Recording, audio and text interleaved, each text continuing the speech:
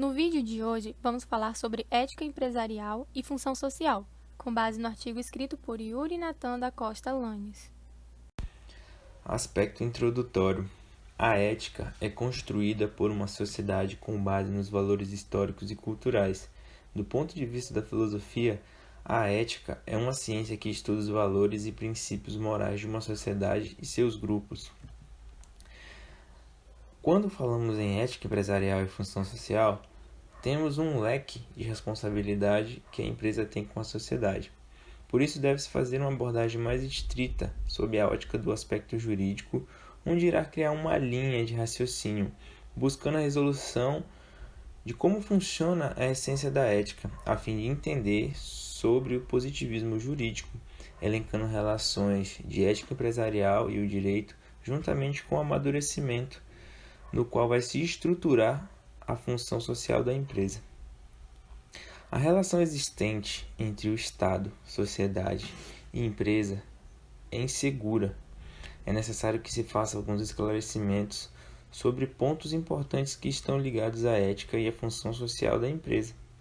Há uma grande preocupação em entender como essa engrenagem funciona, esclarecendo as principais diferenças entre as teorias positivistas e naturalistas do direito, porque através disso estará produzindo instrumentos para as garantias sociais que poderão elucidar melhor o entendimento da função social da empresa.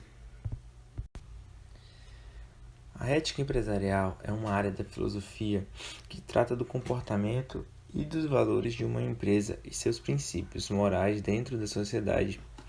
Em outras palavras, se trata de determinar a moral e a conduta ética das empresas no meio social. Qualquer empresa que queira crescer dentro da área de negócio, seja ela grande, média, pequena ou micro, deve ter a ética empresarial como um fator crucial. Uma outra função da filosofia da ética é estudar as origens da moralidade e suas bases que a formam. Essas bases são o fundamento da ética descritiva e podem ser definidas como responsabilidade, dever, consciência moral e outros. E da ética que corresponde a cada um desses valores, individualmente. A ética da responsabilidade, ética do dever, ética da consciência moral. Uma empresa que tem a ética como um dos princípios básicos vai desenvolver potencialmente, vai crescer e, consequentemente, vai ter mais lucros, pois o cliente a vê como uma empresa séria e de responsabilidade. As empresas precisam ter, como parte fundamental da sua existência também, a responsabilidade social e ambiental. Isso cada vez mais tem sido notado por empresas que estão crescendo por adotarem essas posturas. A ética dentro da empresa é um dos pilares para o bom relacionamento entre os funcionários e o cliente, tornando-o agradável e satisfatório. A ética do lucro é uma parte muito sensível e deve ser planejada de forma coerente. Os ganhos devem ser baseados no trabalho honesto e a satisfação em relação ao serviço prestado. Cada empresa deve ter regras para o desenvolvimento interno e com o meio social ou com os clientes. É o chamado Código de Ética Empresarial. E todos os funcionários, sem exceção, devem ter conhecimento do seu conteúdo, valor e significado, sendo um aparato objetivo com relação ao cliente ou com relação aos funcionários. Dentro de uma empresa, é importante que os funcionários, mesmo com a relação de hierarquia que há entre eles, sejam de forma ética. Eles precisam se respeitar mutuamente, porque dessa forma, consequentemente, a relação com os clientes será muito bem sucedida, né? Terão um tratamento mais correto, um tratamento mais atencioso com relação aos seus clientes. E para aquelas empresas que não adotam a ética empresarial como uma prática constante, estão condenadas ao fracasso. A postura dessas empresas constantemente é de desrespeito com o cliente, de enganação e promessas falsas de como ganhar dinheiro facilmente, utilizando isso até métodos ilegais podem até alcançar sucesso momentaneamente, mas quando suas verdadeiras intenções são descobertas, caem em total descrédito. Como exemplo, podemos dar as pirâmides financeiras que oferecem lucros de forma empresas, né, entre aspas, que oferecem lucros de forma imediata, sem muito trabalho, sem muito esforço. Então, acabam que muitas pessoas sem conhecimento caem na tentação e perdem seus lucros, perdem seu dinheiro por uma proposta ilusória. Então essas empresas elas acabam que perdendo total credibilidade frente à sociedade. Outro ponto muito importante é a responsabilidade social da empresa. As empresas que querem crescer e se tornarem bem vistas perante a sociedade devem ter o senso de responsabilidade social. Elas devem mostrar que se interessam pelos problemas sociais através da criação de programas que venham beneficiar a população, seja na área artística, musical, ambiental. Esta, aliás, é uma das maiores preocupações atuais. E a empresa que se engaja na defesa do meio ambiente e, ao mesmo tempo, proporciona crescimento cultural para a sociedade, cresce e se desenvolve de uma maneira muito benéfica. É bom para a empresa, para o governo no papel de Estado e para a sociedade, daquele que recebe esse tipo de prestação de serviço. Ou seja, aquela relação que havia dito lá em cima, que é insegura, através desse meio, né, de preocupações que as empresas buscam suprir, ela facilita, né, auxilia o governo de forma indireta e a sociedade se beneficia com os serviços que a empresa desenvolve. Para Ricardo Guastini, o justnaturalismo pode ser identificado a partir de 3 teses. 1. Normas jurídicas são valores e não simplesmente fatos, devendo às normas jurídicas obediência. Ou seja, tendo tomado conhecimento sobre a existência de determinada norma jurídica, o indivíduo a aceita e aprova como guia de comportamento. 2. Normas jurídicas decorrem da natureza das coisas. Assim, as normas jurídicas não dependem de atos concretos de vontade realizados pelo homem. 3. Deve-se conhecer a natureza dos fatos e dos valores, ou seja, extrai-se a norma do conhecimento para logo após obedecê-la. Em contrapartida, o positivismo jurídico tem que 1. Normas jurídicas são fatos, não valores. Desse modo, só se deve obediência a elas se forem aceitas. 2. Não há normas que já estão dadas na natureza. Logo, dependem de atos de linguagem ou de atos da vontade para serem produzidas. 3. Por último, não é possível extrair normas do conhecimento, ou seja, conhecer a natureza é conhecer os fatos e não os valores. Hans Kelsen traz a norma fundamental como característica que dá essência ao direito positivo, em contraste com o direito natural. Em outras palavras, enquanto para o direito natural prevalece a ausência de fundamentação formal, para o direito positivo é imprescindível a existência de um suporte formal. No que tange os costumes no direito positivo, há a possibilidade de aplicação, mas com prévia disposição legal sobre o seu uso. Neste momento, trataremos sobre o princípio estático, pertencente ao direito natural, e sobre o princípio dinâmico, que diz respeito ao direito positivo. Os dois sistemas se distinguem pelo método de derivação, podendo ser direta ou indireta. A derivação direta, que decorre do princípio estático, tem a norma fundamental de conteúdo variável, partindo de um conceito geral para conceitos especiais subordinados. Dessa forma, não precisa de um ato específico para elaboração, mas apenas de uma simples operação intelectual. Por exemplo, conceito geral, não enganarás.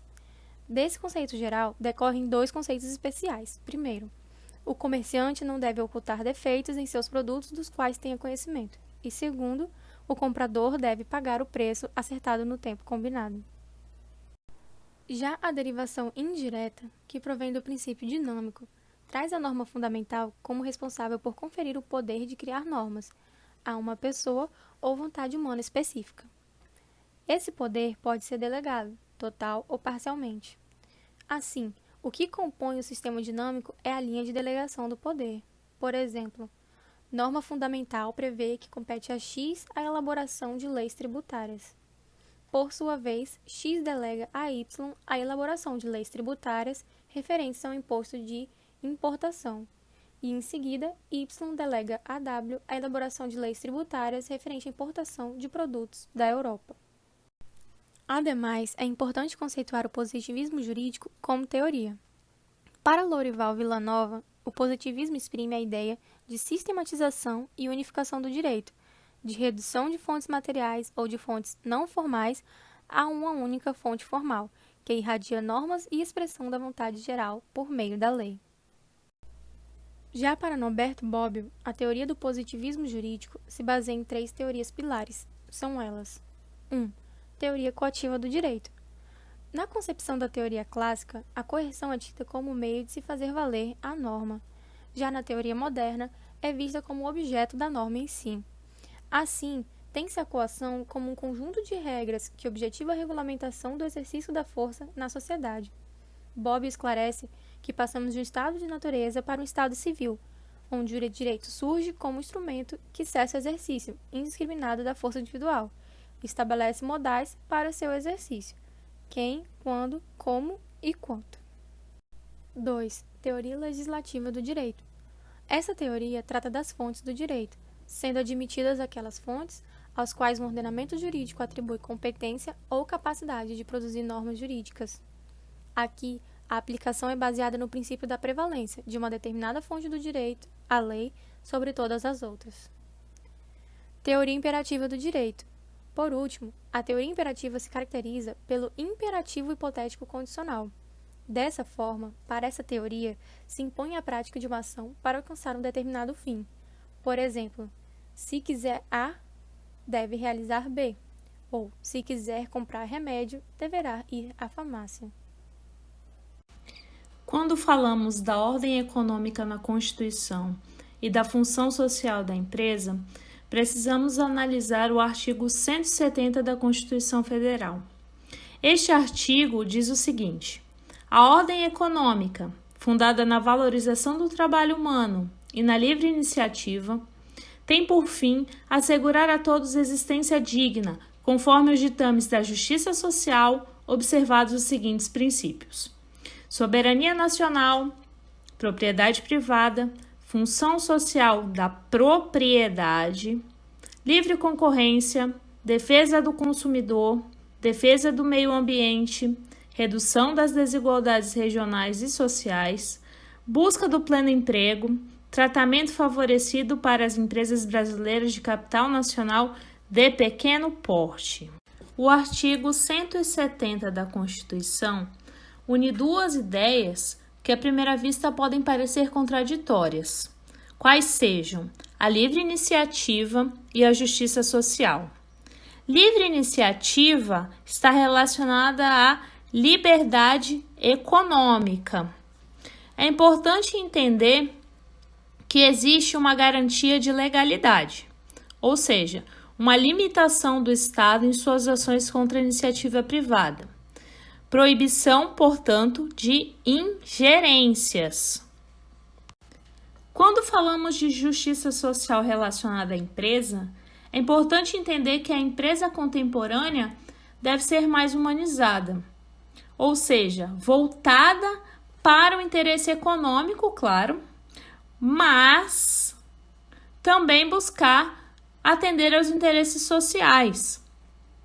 Se a economia ela busca o desenvolvimento da pessoa e, consequentemente, a do país, tanto a concorrência quanto o lucro podem ser fator de maior igualdade social. A empresa é, desta forma, o catalisador destas propostas.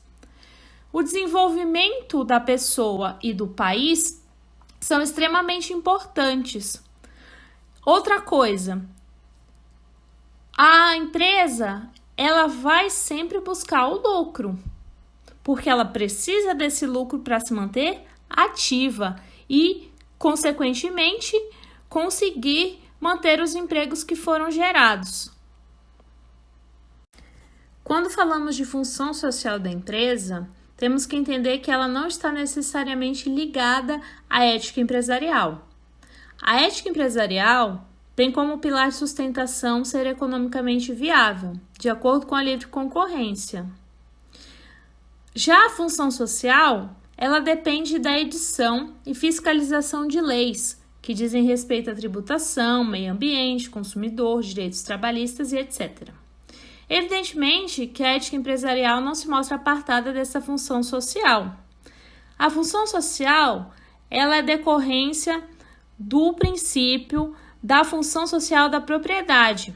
Como vimos no artigo 170, ele fala sobre função social da propriedade e não função social da empresa. Mas entendemos que esse princípio da função social da propriedade é aplicável aos bens de produção e, portanto, a empresa também deve cumprir função social. Para concluir, podemos entender que a ética empresarial é composta primordialmente pela função principal da empresa, que é mostrar economicamente viável para atender às demandas de seus investidores. Também é importante pensar na responsabilidade relacionada ao dever de cumprir as leis e regulamentos que lhes são impostos. Outro ponto é o positivismo jurídico, que é o contrário do direito natural. Enquanto o positivismo jurídico ele se apresenta como direito criado por atos dependentes da linguagem, o último, que é o direito natural, está posto na natureza. A função social da empresa não está necessariamente ligada à ética empresarial, posto que aquela dependerá da edição e fiscalização por parte do Estado de leis que dizem respeito à tributação, meio ambiente, consumidor, direitos trabalhistas e etc. É importante entender que para que a empresa cumpra a sua função social, não é necessário que ela gere novos postos de trabalho, nem mesmo que durante dificuldades, como no momento em que estamos passando por esta pandemia, ela mantenha os que tiver gerado. Existe uma diferença entre responsabilidade social e função social da empresa. Enquanto a função social ela é mandamento constitucional, a responsabilidade social da empresa é apenas mera faculdade. Outro ponto é que ética e função social da empresa não estão apartadas. Elas devem, portanto, andar lado a lado.